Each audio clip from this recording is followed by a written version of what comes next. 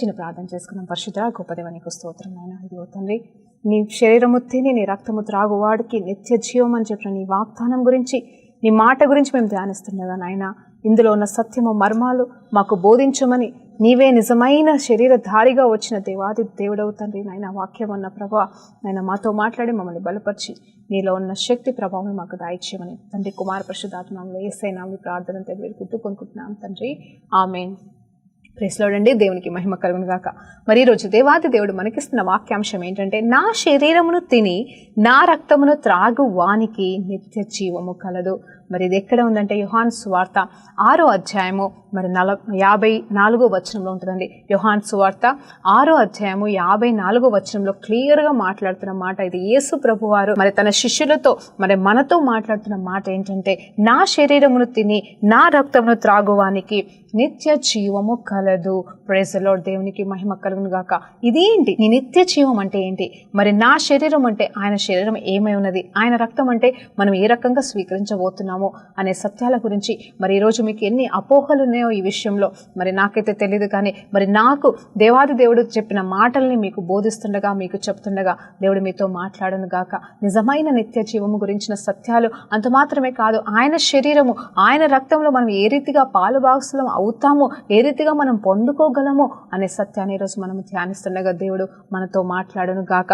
హల్లెలూయా. దేవునికి మహిమ కలుగును గాక. మరి యోహాను సువార్త మరి 6వ అధ్యాయంలో చూసినప్పుడు అక్కడ క్లియర్గా మరి దేవాది దేవుడు తన గురించిన మాటలు మరి తన ఎందు నిమిత్తం వచ్చి ఉన్నాడు. నేనే జీవాహారము, నేనే మరి నన్ను తినువారే మరి నన్ను భుజించిన వారికి మరి నిత్య జీవము కలగదని చెప్తున్నాడు. ఇదిగో నేనే మార్గము సత్యము జీవమే ఉన్నవాడను నేనే అని చెప్తున్నా ఈ దేవాది దేవుడు ఆ జీవాహారమును కూడా నేనే, ఇదిగో మరి పరలోకం నుండి దిగి వచ్చిన మరి ఆహారాన్ని నేనే అని కూడా మరి ఎన్నోసార్లు మరి ఈ మొదటి వచనం నుండి మరి చివరి వచనం వరకు ఎన్నోసార్లు మాట్లాడుతున్నాడండి. మరి ప్రత్యేకంగా ఈరోజు మనం కొన్ని వచనాలు, ఇందులో ఉన్న కొన్ని వచనాలు మనం ధ్యానిస్తుండగా మరి మొట్టమొదటిగా యోహాను సువార్త 6వ అధ్యాయము 27వ వచనాన్ని ఒకసారి ధ్యానిద్దామండి. క్షయమైన ఆహారము కొరకు కష్టపడకుడి, కానీ నిత్య జీవము కలగజేయు అక్షయమైన ఆహారము కొరకు కష్టపడుడి. చూడండి ఇక్కడ ఏం మాట్లాడుతున్నాడు దేవుడు అంటే, క్షయమైన ఆహారము అంటే నశించిపోతున్న ఆహారం గురించి, మరి వ్యర్థమైపోతున్న ఆహారం గురించి, పనికి రాని దాని గురించి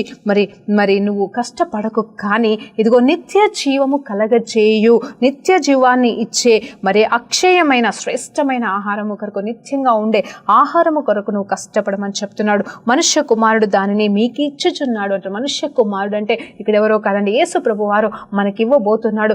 ఏమి ఇవ్వబోతున్నాడు అంటే, ఇదిగో మనకి అక్షయమైన మరి శ్రేష్టమైన మరి ఆహారాన్ని మనకి ఇవ్వబోతున్నాడు. దానికోసం మనల్ని కష్టపడమంటున్నాడు. అవును, మరి ఆయన ఇవ్వబోతున్నాడు, అలాగే కష్టపడమంటున్నాడు. మరి ఉచితము కాదా అంటే మరి ఆలోచన చేద్దాం ఇది కూడా. మరి తర్వాత ఇంకొక వచనాన్ని కూడా చూద్దామండి. మరి అదే యోహాను సువార్త 6వ అధ్యాయం 54 నుండి మరి 56 వచనాల వరకు చూస్తున్నప్పుడు, నా శరీరమును తిని నా రక్తమును త్రాగువాడు నిత్య జీవము గలవాడు, మరి అంత్య దినములలో నేను వారిని లేపెదను.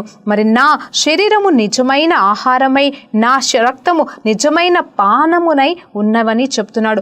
నా శరీరమును తిని నా రక్తమును త్రాగువాడు నా యందును మరి నేను వాడి యందును నిలిచి ఉంటామని కూడా చెప్తున్నాడండి. మరి జీవం గల తండ్రి నన్ను పంపెనని కనుక నేను తండ్రి మూలంగా జీవించున్నట్లే మరి నన్ను తినువాడును నా మూలంగా జీవించును. ఇదే పరలోకం నుండి దిగి వచ్చిన ఆహారం అని చెప్పేసి తన గురించి మాట్లాడుతున్నాడండి. చూడండి, మొదటి వచనంలో చూసినప్పుడు మరి ఇదిగో క్షయమైన వాటి గురించి కష్టపడకండి, కానీ మరి ఇదిగో అక్షయమైన వాటి గురించి మరి ఆహారము కొరకు మరి నువ్వు కష్టపడమని చెప్తున్నాడు. అది నేను నీకు ఇవ్వబోతున్నానని చెప్తున్నాడు. మరి ఇక్కడ ఈ వచనంలో చూస్తే, నా శరీరము నా రక్తము మీరు తిని త్రాగిన ఎడల మీకు నిత్య జీవము కలుగుతుంది. అంత మాత్రమే కాదు, మీరు తండ్రితో పాటుగా ఏకమైన వారిగా ఉంటారు, అంటే నాతో ఏకమై ఉంటారు, నాతో పాలు భాగస్తులుగా ఉంటారు. ఇదిగో మరి నా వలన మరి నా యందు కూడా మీరు నిలుస్తారు. అంత మాత్రమే కాదు, నేను కూడా మీ యందు నిలిచి ఉంటానని చెప్తున్నాడు. అవును, మనకు తెలుసు కదండి, యోహాను సువార్త 15వ అధ్యాయంలో నేను ద్రాక్షావళిని మీరు తీగలు, మరి నా యందు మీరు నిలిచి ఉంటే మీరు నిత్యముగా జీవిస్తారు,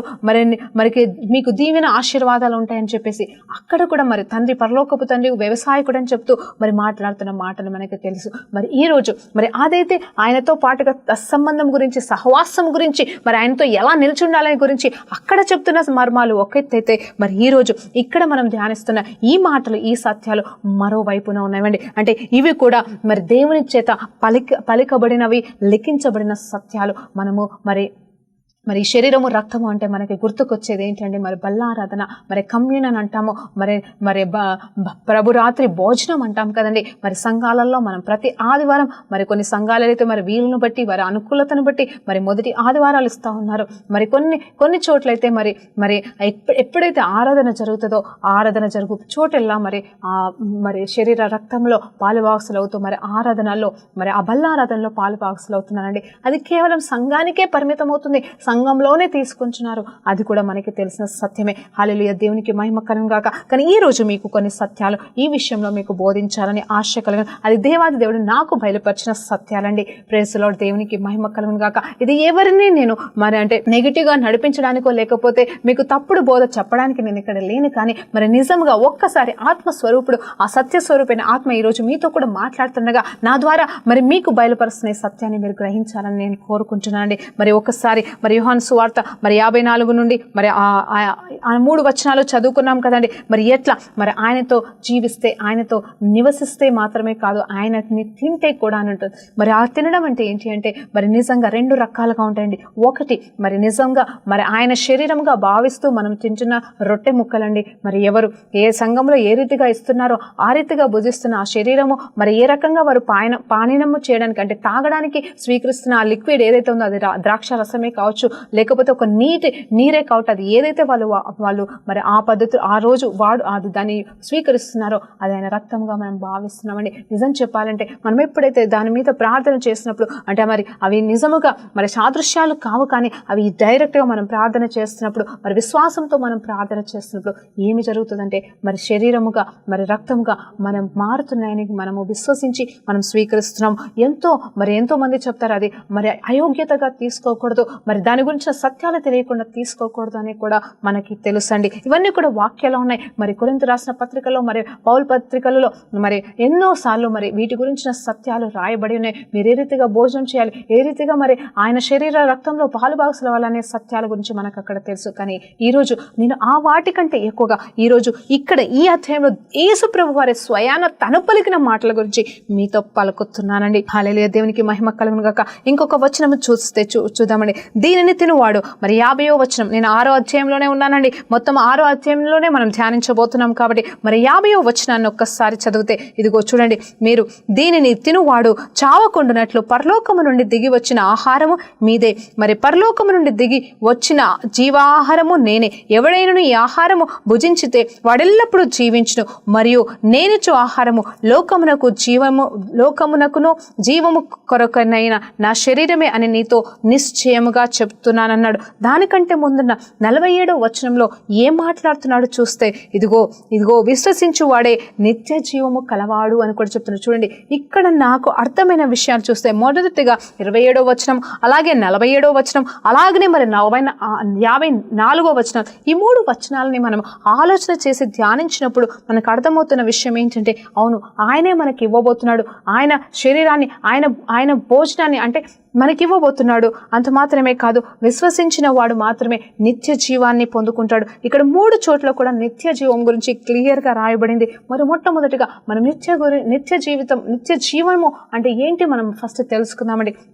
నిత్య జీవము అంటే కూడా 2 రకాలు ఉంటుందండి. ఒకటి మరి ఈ లోకంలో జీవిస్తున్న విధానము, అలాగే మరి మరణించిన తర్వాత జీవితం అండి. హల్లెలూయా, దేవునికి మహిమ కలుగును గాక. అవును, మరి మరణించక ముందు జీవితము, మరణించిన తర్వాత జీవితము అంటే యేసు ప్రభువును నువ్వు ఎప్పుడైతే సొంత రక్షకుడిగా అంగీకరించి మరి నీ హృదయంలో ఆయన్ని ఆహ్వానించి మరి యేసు ప్రభు నా దేవుడు ప్రభు, ఇంకా ఆయన తప్ప వేరే దేవుడే లేడని నీ జీవితాన్ని ఆయనకు నువ్వు సమర్పించుకుంటావో ఆ ప్రార్థన చేసిన మరుక్షణం, అది కూడా విశ్వాసముతో నువ్వు చేసిన ప్రార్థన, నీ నోటితో అంగీకరించి చేసిన ఈ ప్రార్థన ద్వారా నువ్వు రక్షించబడుతున్నావు. మరి ఆ నిత్య జీవానికి నువ్వు అవును ఆ వారసుడిగా అవుతున్నావు. నువ్వు నరకం నుండి తప్పించబడుతున్నావు, ఆయన రాజ్యంలోనికి వారసుడిగా. మరి ఆ క్షణమే మరి ఈ భూలోకంలో జీవిస్తున్న ఆ క్షణం నుండే నువ్వు మరి దేవాది దేవునితో పాలు భాగస్తుడు అవుతున్నావు, వారసుడిగా మార్చబడుతున్నావండి. మరి ఎప్పుడైతే మరి ఆ హృదయంతో నువ్వు స్వీకరిస్తున్నావో అది విశ్వాస కార్యము. ఆ విశ్వాసంతో నువ్వు నమ్మినప్పుడు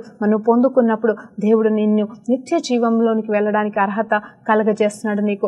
మరి ఇక్కడ చూసినప్పుడు మరి విశ్వాసము వలనే నువ్వు దీన్ని భుజిస్తే మరి నిత్య జీవం అనేది ఉంటుందని కూడా ఇక్కడ మరలా మాట్లాడుతున్నాడు. అవునండి, మనము శరీర రక్తంలో మరి పాల భాగస్థులు అవుతున్నప్పుడు అయోగ్యత అనే మాటకి మరి ఏ రకంగా మనం నిర్వచనం చెప్తామో నాకు తెలియదు, కానీ విశ్వాసం లేకుండా తీసుకుంటే మాత్రం మనము దాని విషయంలో మరి మనం తప్పు చేసిన వారేమో అవుతాము. విశ్వాసం అండి, అవును ఇది దేవుని శరీరము, ఇదిగో నేను తింటుంది ఈరోజు సంఘముగా కూడి నేను భుజిస్తున్నది ఇది మామూలు ఒక రొట్టె ముక్క కాదు, కానీ ఇది దేవుని శరీరం అని విశ్వసించి నువ్వు స్వీకరిస్తూ ఇదిగో నువ్వు తాగుతున్న ఆ గిన్నెలోకి వెళ్ళి మరి ఆ ద్రాక్షారసమే మరి అది ఒట్టి ద్రాక్షారసం కాదు, కానీ అది దేవుని రక్తం అని చెప్పేసి నువ్వు స్వీకరిస్తే, నమ్మి అంటే విశ్వసించి స్వీకరిస్తే అదండి మరి యోగ్యతగా తీసుకోవడం. నువ్వు విశ్వసించాలమ్మా. ఫస్ట్ నువ్వు విశ్వసిస్తేనే దేవుడు కార్యాలు చేస్తాడు, విశ్వసిస్తేనే దానికి అర్హత అంటే దానికి యోగ్యత అనేది కలుగుతుంది. ఏదో అందరూ తీసుకుంటున్నారు కదా అని చెప్పేసి నువ్వు తీసుకుని మరి యథావిధిగా నీ ఇష్టానుసారంగా దాన్ని మరి పవిత్రంగా నువ్వు తీసుకోకపోతే అది వ్యర్థమైన. మరి ఈరోజు మీతో మాట్లాడుతున్నాను, వ్యర్థం అంటే అది నీ కడుపులోకి వెళ్ళి అది నీకు జీవాన్ని ఇస్తుందేమో, కానీ నిత్య జీవానికి వారసులుగా మాత్రం అది నిన్ను చేయలేదు. ఎప్పుడు చేయగలదు అంటే కేవలం నువ్వు విశ్వాసముతో, అవును ప్రభా నేను పాపిని, నాకు ఈ యోగ్యత లేదు, ఇదిగో నిన్నటి వరకు కూడా నేను తప్పే చేస్తున్నాను, ఈ రోజు పొద్దున కూడా నేను తప్పే చేస్తున్నాను, అయినను నువ్వు నాకు ఇచ్చిన కృప చొప్పున నీ కుమారుడైన యేసు ప్రభు కార్చిన రక్తము ద్వారా ఇదిగో నేను పాప క్షమాపణ కోరుకుంటూ నన్ను క్షమించు ప్రభు అని ఆ ఒక్క నిమిషంలోనే నువ్వు ప్రార్థన చేసి నీ చేతిలో ఉన్న రొట్టెని, నీ చేతిలో ఉన్న ఆ ద్రాక్షారసాన్ని నువ్వు స్వీకరించినప్పుడు మరి దేవాది దేవుడు నిన్ను మరి శుద్ధుడిగా మారుస్తున్నాడు, పరిశుద్ధుడిగా మారుస్తాడు. అదే అండి నిజమైన యోగ్యత అని నాకు పరిశుద్ధాత్మ దేవుడు బోధించాడు. అంతేకాని మరి ఇంకేదో కాదు. మరి నేను సంఘంలో కూర్చున్నప్పుడు నా పక్కన నా ఒక సిస్టర్ తను ఏమంటారంటే మరి ఆ బల్లారాధన తీసుకోలేదండి. మరి నేను అడిగాను, ఎందుకు నా చేతిలో నేను పట్టుకున్నాను, నాకు ఆత్మదేవుడు చెప్తున్నాడు ఆమె ఎందుకు తీసుకోలేదో చూడు అని అడుగుతున్నట్టుగా అనిపించింది. మరి నేను ఆ పట్టుకుని ప్రార్థన చేయాల్సిన నేను ఆమె వైపు చూసి, అక్క నువ్వు ఎందుకు తీసుకోలేదు అంటే మా పాస్టర్ గారు చెప్పారు మరి మాది తీసుకోకూడదు అని. అదేంటి పాస్టర్ గారు చెప్పారు ఓహో నువ్వు బాప్టిజం తీసుకోలేదక్క అని నేను అడిగినప్పుడు, లేదమ్మా నేను బాప్టిజం తీసుకున్నాను. మరి ఎందుకు నువ్వు తీసుకోవట్లేదంటే, మేము మా సంఘంలో ఓన్లీ మొదటి ఆదివారమే తీసుకుంటాము అని. అంటే మొదటి ఆదివారమే తీసుకుంటే మరి ఈరోజు రెండో ఆదివారం ఈరోజు నువ్వు తీసుకోవు అంటే మా పాస్టర్ తీసుకోకూడదు అని చెప్పారు. చూడండి ఎంత అపనమ్మకం అండి. మరి సేవకులే ఇలా చెప్తే అర్థం ఏంటంటే, మరి సంఘంగా కూడినప్పుడు మరి దేవుడు మరి వాక్యాలు ఉన్నాయి కదండి, మరి ఒక్కసారి మరి వారు ఏ రీతిగా రొట్టె విరిచారు, ప్రతి ఇంట్లో ప్రతిదినము రొట్టె విరిచనే ఉన్నది కదండి. ఆ రొట్టె విరడం అంటే ఏంటండి, అది ఆలోచన చెయ్యట్లేదా మనము? ఆ రొట్టె విరుచుట అంటేనే దీన్ని జ్ఞాపకం చేసి, ఇదిగో నా రాకడ వచ్చేంత వరకు దీన్ని మీరు జ్ఞాపకం చేసుకుంటూ దీన్ని తినండి, దీన్ని తాగండి అని యేసు ప్రభు వారు చెప్పిన మాటలకి మరి మొదటి ఆదివారమే అని అక్కడైతే బైబిల్లో రాయబడలేదు కదండి. మరి సాబాతు దినమనే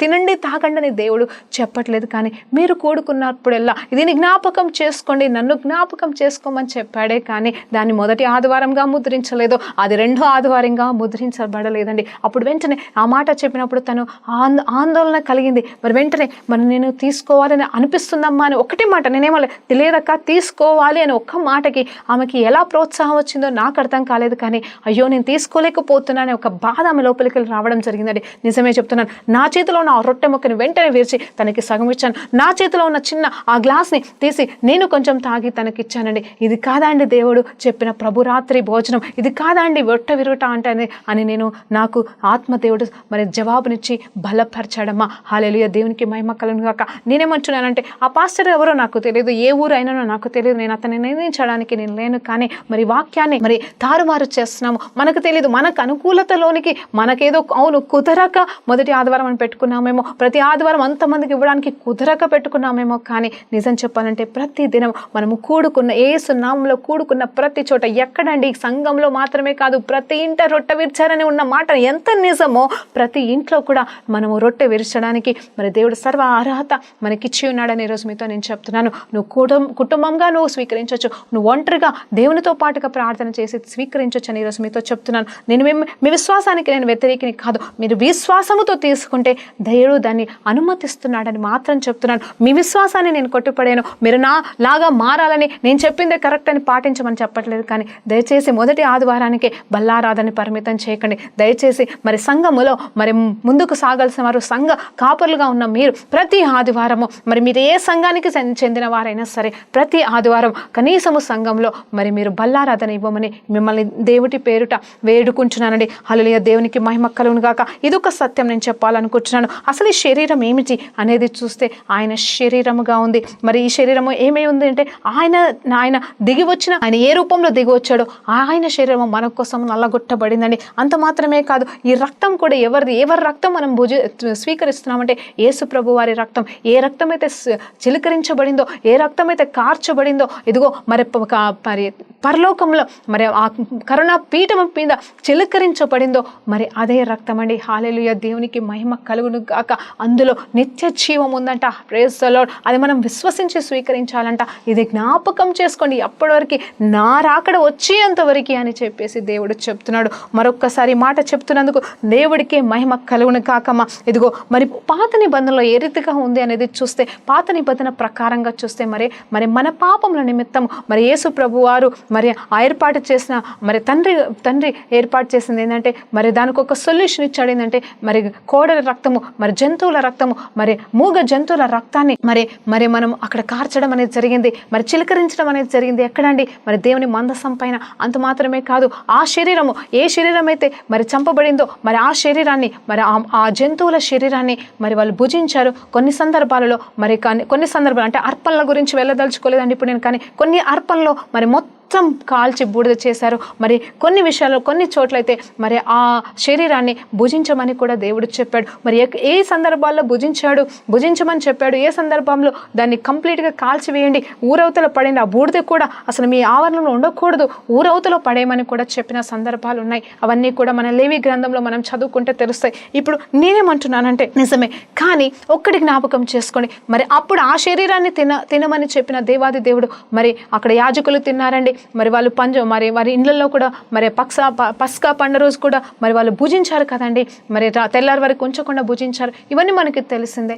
కానీ మరి నూతన నిబంధన ప్రకారంగా మనము తింటున్నది ఏంటంటే మన కోసం అర్పించబడిన మరి ఆయన శరీరం అండి. హల్లెలూయా, దేవునికి మహిమ కలుగును గాక. ఇది బాగుంది. కానీ ఇంకొక విషయానికి వస్తే మరి దేవాది దేవుడు ఆ రక్తం అంటే ఏ జంతువుల రక్తం అయితే మరి కార్చబడిందో దానైతే తాగొద్దని చెప్పాడు. మరి జ్ఞాపకం వస్తుందా మీకు? అదైతే మనం తాగకూడదని చెప్తున్నాడు. మరి ఏ జంతువులైనా మనం తినొచ్చు అంటే మరి మామూలుగా ఆహారానికి ఇవ్వబడిన ప్రతి జంతువును మనం తినొచ్చు, కానీ మామూలుగా అంటే అర్పించడం విషయంలోనే కాకపోవచ్చు, మామూలుగా ఆహారంగా తినొచ్చు. కానీ ఏ జంతువు రక్తాన్ని మాత్రం మనం తాగకూడదు అని చెప్పాడు. ఎందుకంటే మరి రక్తంలో జీవం ఉందని చెప్పాడు. నాకు ఇదే అర్థం కాలేదు. పాత నిబంధనలో చూసినప్పుడు దేవాది దేవుడు రక్తాన్ని తాగకూడదు అని అన్నాడు. మరి ఏ జంతువుల రక్తాన్ని మీరు ముట్టకూడదు, తాగకూడదు, ఎందుకంటే దాంట్లో జీవం ఉంది అని చెప్తున్నాడు. మరి అది పాపముగా కూడా దేవుడు ఎంచి ఉన్నాడండి. మరి ఎందుకు అనేది నేను ఆలోచన చేశాను. కానీ నూతన నిబంధన ప్రకారంగా చూస్తే యేసు ప్రభు వారు తను చిందించిన రక్తాన్ని మరి తను మన కోసం కార్చిన రక్తాన్ని త్రాగమని చెప్తున్నాడు. ఈ వ్యత్యాసం నాకు అర్థం కాలేదు. కానీ మరి నేను అడిగాను, ప్రభా ఏంటి అంటే, అవును ఆ జంతువులో ఏ జంతువులైతే చనిపోయావో వాటి జీవము ఆ రక్తంలో ఉంది కాబట్టి మనం తాగకూడదు. ఎందుకంటే మరి ఆ జీవం మనలోనికి వస్తుందా అని నేను చెప్పలేను, కానీ అది కరెక్ట్ కాదని దేవుడు చెప్తున్నాడు. కానీ ఏ శరీరం అయితే మన కోసం నలగొట్టబడిందో ఆ శరీరాన్ని మరి మనము ఆ శరీరం ద్వారా కార్చబడిన యేసు రక్తాన్ని త్రాగమని చెప్తున్నాడు. యేసు రక్తంలో ఉన్న జీవాన్ని మనము స్వీకరించినప్పుడు ఆయనలో ఉన్న జీవం ఆయనలో ఉన్నది. అదే అండి మాటకి అర్థం. ఏమంటున్నాడు ఇక్కడ చూడండి. మరి 56వ వచనాన్ని చూసినప్పుడు, నా శరీరము తిని నా రక్తము త్రాగువాడు నాయందు రక్తము తాగువాడు నాయందును నేను వాని యందును నిలిచి ఉండడం. చూడండి, ఆయన జీవం మనలోకి వస్తుందంట. ఏ రోజైతే ఆ ప్రభు ఆ శరీర రక్తంలో మీరు పాలు భాగస్తులు అవుతున్నారో ఆయనలో ఉన్న జీవం, ఆయన రక్తంలో కార్చబడిన జీవం నీలోనికి ప్రవహించబడుతుంది. అంటే మరి ఏమై ఉన్నాడు? ఆయన జీవాధిపతిగా ఉన్నాడు, జీవాత్మగా ఉన్నాడు. అవునండి, మొదటి అధ్యాయం మనకు తెలుసు కదా. ఎప్పుడైతే ఆదామును సృజించాడో దేవాది దేవుడు ఆయనకి ఇచ్చినది ఏంటంటే మరి జీవపు ఆత్మనిచ్చి ఉన్నాడని మనకు తెలుసు. ఆ జీవపు ఆత్మ ఏ రకంగా ఎప్పుడైతే ఆయన శ్వాస ఊదాడో వెంటనే జీవ ఆత్మగా మరి ఆదాములోకి వెళ్ళింది. ఆ ఆదాములోకి వెళ్ళినప్పుడు అది ఏ రూపము దాల్చిందంటే రక్తమనే రూపంలోకి మార్చబడింది. ఆ రక్తము ప్రవహిస్తేనే, ఆ రక్తము ఉంటేనే మరి ఆ మనిషి బ్రతుకుతాడని మనకి తెలుసు కదండి. హల్లెలూయా, దేవునికి మహిమ కలుగును గాక. ఎన్నో సత్యాలు ఉన్నాయండి. ఈ కొద్ది సమయం సరిపోదు, కానీ ఈరోజు ఎందుకో దేవాది దేవుడు నాకు ఈ కొన్ని మాటలు మరి వచ్చి రాని నా మాటలతో నేను పలుకుతుండగా ఆత్మదేవుడే మీకు అర్థం చేయించును గాక. Praise the Lord. అందుకే ఈరోజు నేను చెప్పాలనుకుంటున్న మాటని దయచేసి ఆయన చెప్పిన ఆ మాటని మీరు నిర్లక్ష్యపరచకూడదు. ఆయన ఇవ్వబోతున్న ప్రభు బల్ల ఆరాధనలో మరి మీరు ఎప్పుడు కూడా నిర్లక్ష్యపరచకండి, విశ్వాసంతో తీసుకోండి. మీరు అనుకోకండి దయచేసి మీరు క్రైస్తవులయ్యి బాప్టిజము తీసుకున్నారా, ఖచ్చితంగా మీరు ఖచ్చితంగా ఆ విషయంలో మీరు పాలు భాగస్తులు అవ్వాలని ఈరోజు మిమ్మల్ని కోరుకుంటున్నాను. ఎందుకంటే మీరు ఎప్పుడైతే దాన్ని తిని భుజిస్తూ తాగుతున్నారో ఆయన జీవం మీలోనికి వచ్చినప్పుడు మీరు ఎప్పటికీ పాపం చేయకుండా మీకు సహాయం చేస్తుందండి పరిశుద్ధాత్మ దేవుడు చెప్తున్న మాట. మరి ఇంకొక మాట, ఈ ముగింపులో ఇంకొక మాట చెప్పాలనుకుంటున్నా. అసలు యోహాను సువార్త 1వ అధ్యాయంలో మనకు తెలుసు కదండి, అక్కడ క్లియర్గా మాట్లాడుతున్న మాట 1 నుండి 4-5 వచనాలు చూసినప్పుడు ఆయనే వాక్యమే ఉన్నాడు. ఆది యందు ఏమున్నది, వాక్యమని, ఆ వాక్యమే శరీరధారి అయి వచ్చి ఉన్నాడంట. ఆ వాక్యమే మన మధ్యలో జీవించి ఉన్నాడంట. ఆ వాక్యం లేకుండా ఏమీ లేదు, ఆయన లేకుండా ఏమీ జరగలేదని చెప్తున్నాడు. అవును, ఈ వాక్య రూపంలోనే యేసు ప్రభు వారు ఆత్మస్వరూపిగా దేవుని ఆ మేరీ అమ్మ గర్భంలోకి వెళ్ళడం జరిగింది. అంత మాత్రమే కాదు, ఆమెలో ప్రాణం పెట్టబడింది. ఆ వాక్యమే జీవంగా మారి రక్తంగా మార్చబడి శరీరధారిగా పుట్టిన యేసు ప్రభు వారు మన కోసం జీవించాడు, మన కోసం మరణించాడండి. హల్లెలూయా. ఆ జీవం అనేది ఇప్పుడు ఎక్కడ ఉంది అంటే ఆత్మస్వరూపిగా పరిశుద్ధాత్మ దేవుడి నామంలో ఈరోజు మీకు ఒక సత్యము చెప్తున్నాను. ఏంటి అంటే ఆ రక్తం ఇప్పుడు ఎక్కడో లేదండి. ఆ రక్తం ఎక్కడ ఉందంటే ఎప్పుడైతే యేసు ప్రభు వారిని మీరు సొంత రక్షకుడిగా అంగీకరిస్తారో పరిశుద్ధాత్మ దేవుడు మీలోనికి వచ్చినప్పుడు ఆ జీవమే పరిశుద్ధాత్మ ద్వారా మీ నుండి బయలుపరచబడుతుందండి. Praise the lord. మీలోనికి వచ్చి జీవిస్తున్నాడండి. అవును కదా, తండ్రి కుమార పరిశుద్ధాత్మ దేవులు ముగ్గురుగా ఉన్నారు కదండి. ఆ ముగ్గురు ఒకటే అయి ఉన్నారు. హల్లెలూయా. శరీరధారిగా వచ్చి ఉన్నాడు మన దేవాది దేవుడు. కానీ ఆయన ఎప్పుడైతే మరణించి తిరిగి లేచాడో ఆయనైతే పరలోకానికి వెళ్ళి తండ్రి కుడి పార్శ్వన కూర్చున్నాడు. కానీ ఆయన ఆత్మని ఆయన ఆత్మ అంటే ఏంటండి, ఆయన ప్రాణాన్ని ఏ రూపంలో అంటే ఆత్మస్వరూపిణి రూపంలో పరిశుద్ధాత్మ రూపంలో మనకి ఇవ్వబడ్డాడు. అందుకోసమే ఆయనకి రూపం లేదండి, ఆయనకి జీవం మాత్రమే ఉంది. ఎందుకంటే ఆయన జీవాధిపతిగా ఉన్నాడు. ఆయన జీవం ఏ రీతిగా మనలోనికి ప్రవహింపజేస్తుందంటే ఆత్మస్వరూపిగా పరిశుద్ధాత్మ రూపంలో మనలోనికి ఆయన వచ్చి జీవిస్తున్నాడు, మనల్ని నడిపిస్తున్నాడు, మనకి సహాయం చేస్తున్నాడు, మనకి బోధిస్తున్నాడు, మనకి ఏది తప్పు ఏది రైటో చెప్తున్నాడండి. అది అన్యులకి లేదండి. ఎప్పుడైతే నువ్వు క్రైస్తవుడిగా మారుతావో అప్పుడే ఆయన మనలోనికి వస్తాడు. నిజమే, పరిశుద్ధాత్మ దేవునికి వ్యతిరేకంగా మనము క్రియలు చేసినప్పుడు, ఆయనని బాధ పెడితే, ఆయనని దుఃఖిస్తే ఆయన వెళ్ళిపోతాడన్న మాట ఎంత మట్టుకు నిజమని మీరు నమ్ముతున్నారో నాకు తెలియదు. కానీ ఆయనైతే మన నుండి వెళ్ళిపోడంట. ఎప్పుడైతే మనకి ఇవ్వబడ్డాడో మనలోనే ఉంటాడు, కానీ మౌని అయిపోతాడటండి. మౌని అయిపోతాడు, ఆయన దుఃఖపడతాడంట. దేవాది దేవుడు ఆయన జీవము నీలో ఉండి ఆయన జీవం నీలో నుండి బాధపడుతుంటే మీకు ఎలా ఉంటుంది? ఒకవేళ నువ్వు ఒక తల్లివో ఒక తండ్రివి అయితే నీ కుమారుడు నీ బిడ్డలు బాధపడుతున్నారు, వాళ్ళు వేదన పడుతున్నారని చూస్తే నువ్వు ఉండగలుగుతావా? నీకు నెమ్మది ఉంటుందా? నీకు సంతోషం ఉంటుందా? వాళ్ళ కోసం ఏదో చేయాలనే తపన నీకు కలగదా? ఒక్కసారి ఆలోచన చేస్తావా? మన కోసము దేవాది దేవుడు దిగివచ్చి ప్రాణం పెట్టిన దేవుడు మనలో ఆత్మస్వరూపిగా ఉన్నప్పుడు ఆయనని మనం దుఃఖించడం ఎంతవరకు కరెక్టో ఒక్కసారి ఆలోచన చేద్దామా? అందుకే అంటున్నాను, అంత్య దినంలో మనం చేయాల్సిందల్లా ఒక్కటే అండి. మన వల్ల ఏది కాదు, మనం ఏమీ చేయలేము. ఈ రోజు ఇప్పుడు మనం చూస్తున్న సాదృశ్యాలన్నీ కూడా రెండో రాకడికి గుర్తుగా ఉన్నాయి. నిజమే, ఆయన రాకడైతే సమీపిస్తుంది. ఆయన ఎప్పుడు వస్తాడో మనకి తెలీదు. మనకైతే మెలకుగా ఉండమంటున్నాడు. కానీ ఒక్క సత్యం ఇచ్చాడు. ఏంటంటే ఆయన కేవలం గుర్తులు మాత్రం ఇచ్చాడు, కానీ ఆ సమయం ఆ గడియ ఎవరికీ తెలియదు అంటున్నాడు. కానీ ఆయన చెప్పిన ఒకే ఒక్క మాట ఏంటంటే, ఇదిగో ఆయన చేసిన గొప్ప కార్యాన్ని జ్ఞాపకం చేసుకుంటూ ఆయన వచ్చేంత వరకు నిత్యము ఆయన శరీరముని అలాగే ఆయన రక్తాన్ని తాగమంటున్నాడండి.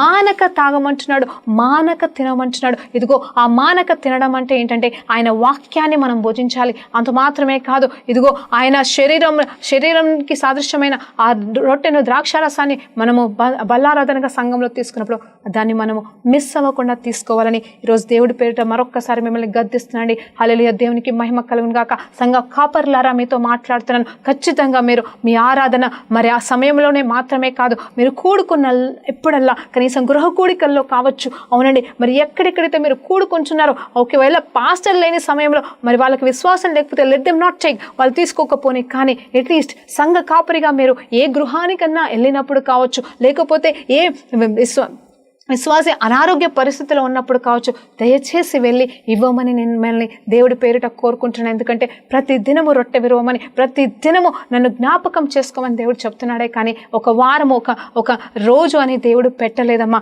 ఇది నిజముగా దేవుడు చెప్తున్న మాటలని మిమ్మల్ని నేను అడుగుతున్నాను. కావాలంటే మీరు ధ్యానించండి. మరి నాకు ఫోన్ చేసి అడిగితే నేను నిజంగా సత్యాలు మర్మాలు చెప్పలేకపోవచ్చు, కానీ మీరు వాక్యాన్ని మరలా ధ్యానించినప్పుడు ఆత్మదేవుడే మీకు సత్యాన్ని బోధిస్తాడని ఈరోజు మిమ్మల్ని మరొక్కసారి అడుగుతున్నానండి. హల్లెలూయా, దేవునికి మహిమ కలుగును గాక. మరొక్కసారి ఈ రీతిగా మనం ఆలోచన చేస్తే ఒక్కసారి ముగింపులో నిత్య జీవితం గురించి చెప్తున్నానండి. మరి నిత్య జీవితం గురించి మరి ఇక్కడ నిత్య జీవము కలిగి ఉండమంటున్నాడు. అంత మాత్రమే కాదు, అంటే మనం ఇక్కడే సంతోషకరమైన జీవితం, ఆనందకరమైన జీవితం. అవును, వేదనల కష్టాల నుండి అయితే మనం తప్పించబడము, కానీ ఇరుకులు ఇబ్బందులు మన జీవితంలో ఎప్పుడు ఏదో ఒకటి వస్తూనే ఉంటుంది. కానీ ఆయనలో మనం జీవిస్తున్నాం, ఆయన మనలో జీవిస్తున్నాడు. కాబట్టి మనని ప్రతి పరిస్థితి నుండి తప్పించడానికి దేవుడు సమర్థత కలిగిన కృప, కనికరము, మరి ఆ సహవాసం అనేది, ఆ నెమ్మది అనేది పరిశుద్ధాత్మ దేవుడు మనలో ఉండి మనకి జీవాత్మగా సహాయం చేస్తాడండి. హల్లెలూయా, దేవునికి మహిమ కలుగును గాక. ఇంకొక మాట చెప్పాలనుకుంటున్నా, మరణించిన తర్వాత కూడా మరి ఎన్నటికి మనకు